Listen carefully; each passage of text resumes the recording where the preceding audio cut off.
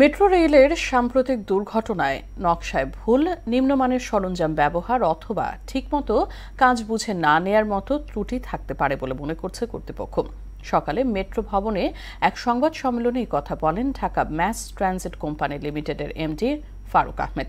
তদন্তের পরেই দুর্ঘটনার প্রকৃত কারণ জানা যাবে বলেও জানান তিনি। মশিউর রহমানের রিপোর্ট, জানাচ্ছেন রাজীব আহমেদ।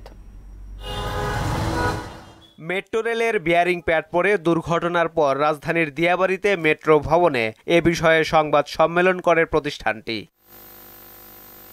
ডিএমটিসিএল এর ব্যবস্থাপনা পরিচালক ফারুক আহমেদ বলেন, মেট্রোর প্যাড পড়ে নিহতের পরিবারকে চাকরির ব্যবস্থা করা সহ ক্ষতিপূরণের ব্যবস্থা করা হয়েছে। জীবনের মূল্য হিসাবে দেওয়া হয় নাই, ওটা তাকে ইমিডিয়েট সাহায্য হিসাবে দেওয়া হয়েছে।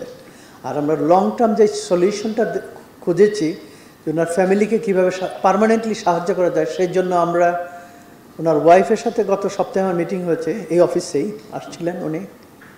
তো ওনার যোগ্যতা অনুযায়ী ইমিডিয়েট একটা চাকরির ব্যবস্থা করা হয়েছে। দুর্ঘটনার কারণ হিসেবে মেট্রো রেলের নকশাগত ভুল, নিম্নমানের সরঞ্জাম ব্যবহার অথবা ঠিকমতো কাজ বুঝে না নেওয়ার মতো গাফিলতি থাকতে পারে বলেও জানান তিনি। ডিজাইন ফল্ট হতে পারে, কনস্ট্রাক্টিবিলিটি হতে পারে, যেই জিনিসের উপরে বসাইতে বলছে যেই জিনিস দিচ্ছে এটা হতে পারে, অথবা ওয়ার্কম্যানশিপও হতে পারে। যেই কমপ্লায়েন্সে ডিজাইন করা হয়েছিল, যেটা বলা হয়েছিল সেটা হয়তো কন্ট্রাক্টর করে নাই। চতুর্থ হতে পারে যে বুঝে না করতে, যে কনসালটেন্ট, আমরা প্রায় 1000 কোটি টাকার উপরে ব্যয় করেছি এটা কনসালটেন্সির জন্য, তারা ঠিক মতো বুঝে নেয় নাই। তিনি বলেন, খরচ অনুযায়ী এটি পৃথিবীর সেরা মেট্রো হওয়ার কথা, কিন্তু 50 বছরের ওয়ারেন্টি থাকা সত্ত্বেও ঘটছে দুর্ঘটনা।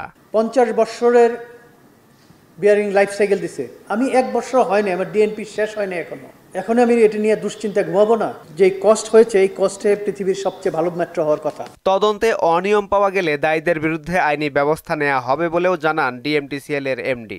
We should bring them into the justice, যারা আগে কাজ বুঝা নিছে এবং প্রপারলি বুঝা নিচ্ছে এবং বুঝা দেয় নাই আমাদেরকে। রাজীব আহমেদ, মোহনা সংবাদ।